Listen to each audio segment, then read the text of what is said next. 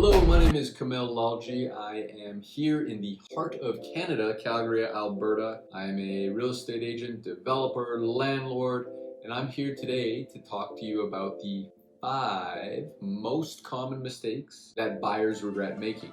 A recent CNBC article said 64% of millennials regretted their first home purchase. Those are staggering numbers, kind of shocking considering real estate is a long-term investment, but it is possible that you can make a mistake in buying a property if you don't know what you're doing, if you listen to bad advice. So hopefully today's 5 mistakes that are common for first-time home buyers will help you to avoid those mistakes so you can make the right purchase for what you're looking for. When it comes to buying your first home, it's very important to know what your needs and wants are. Nobody thinks they're going to be making a mistake when buying their first home, but it's only after the purchase has been made that they start to have regrets. Of course, the #1 mistake is not liking and subscribing below to learn what those mistakes could be. But really, today we're going to talk about those 5 mistakes. I'm going to bring my experience as a real estate agent, developer, landlord. I've been doing this for close to 20 years. And I'm going to tell you today what buyers most commonly regret. Okay, the #1 mistake that buyers commonly make is not working with a professional real estate agent. Now, of course, I'm biased. I'm a real estate agent, but I do this day in, day out, every single day. I eat, sleep, breathe real estate, and I've made a lot of mistakes along the way. Often people will call me directly and say, hey, I see you have a property listed for sale at such and such place. Can you show me the property? The first question I ask them is, are you working with a real estate agent? And they say, no, I'm not. And I say, why not? Why aren't you working with a real estate agent? A real estate agent is there to represent your best interests.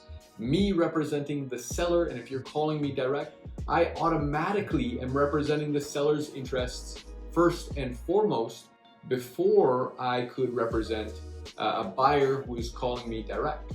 A good real estate agent will help you to make the right decisions. They will get you thinking about the things that you don't know you should be thinking about. That is actually the most important thing, because there's so many things in real estate that you can assume that you know, because I live in a property, everyone lives in a property, I know everything about real estate. You don't. The things that you don't know are the most important things, and that's what a good agent will teach you.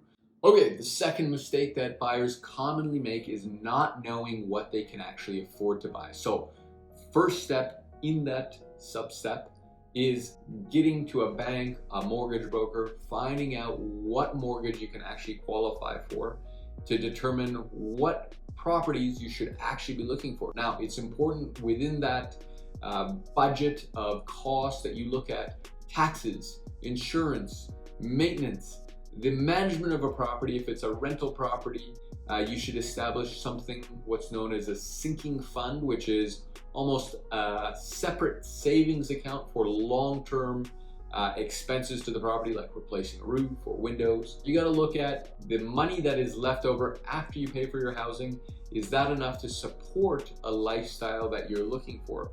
Often buyers buy right to the limit of what they can afford based on what a bank tells them, and then they feel that they are house rich, cash poor, and can't afford the lifestyle that they actually enjoy. And then that could lead to regrets into the future. So it's important to consider the holistic picture and make sure that you're not overextending yourself into a situation that you don't want to be in. This step #3 of a mistake that you can avoid is skipping the home inspection. Don't skip the home inspection. Get a home inspection done. If it's a condo, inspect the condominium documents. A home inspection does a couple things for you. It tells you the state of the property. It tells you if there is any deferred maintenance that should be addressed. It tells you if there's any big maintenance issues that need to be addressed right away. By doing that, you actually know what your liability exposure is, and you then have the ability to say, okay, you know what? Maybe this property isn't for me. The costs look like they're going to be too high. Maybe I should avoid buying this property. Or perhaps you could then go back to the seller and say, hey, Mr. and Mrs. Seller, your property has this issue, that issue, whatever it is, and I need you to fix those before I move forward. The seller, of course, has the option to say no, but oftentimes your good real estate agent will be able to convince them that they should fix that stuff, because regardless of if it's you buying the property or another buyer, they will come up to those same issues and it will need to be addressed at some point in time. So perhaps the seller decides they're going to fix those issues, or you could potentially get a discount on the property by actually just doing the inspection. It's free real estate. Okay, mistake number 4 is rushing into an offer. You see a house that you love, your agent puts on the old sales tactics on you and says, you gotta write on this or otherwise it's gonna disappear. Pump the brakes, wait, pause, think about things, sleep on it. Make sure you do that extra step of due diligence where you walk the neighborhood. Make sure you check the crime statistics. Make sure you do your research on a specific builder if it's new, or a specific building if it's a condo building. Don't feel pressured to jump on a deal right away, because there's going to be another deal around the corner.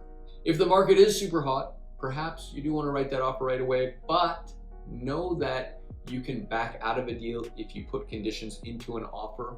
Don't be afraid to pump the brakes, sleep on things, think about things, make sure that you are making the right decision. Okay, final mistake number 5 is make sure that you're buying into a neighborhood that you like. Now remember, I've talked about these rules in the past.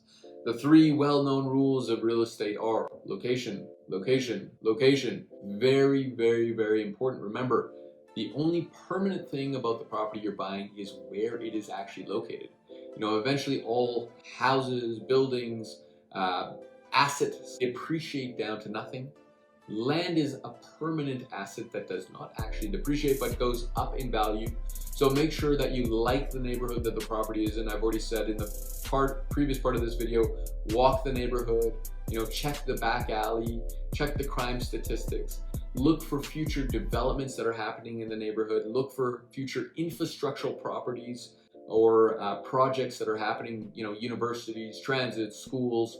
I recommend people to buy properties in that vicinity only because, you know, to do these large infrastructural projects, the city or whoever is doing them has to plan 5 to 10 years in advance. And if you're buying in those areas in advance to the infrastructure being complete, chances are values will go up, chances are those neighborhoods will improve. But think about the neighborhood you're buying into, because that is a very permanent part of your purchase. There you have it, guys. Those are the 5 most common mistakes that buyers make when making a purchase. If you've made a mistake in the past on a purchase of a property, let us know in the comment section below. Curious to know if there's other mistakes that perhaps I should have added to this video. If you like this kind of content, please do like, subscribe, comment, and I hope you enjoyed this video. I'm Kamil Lalji, and I hope you have a good day. Thanks so much.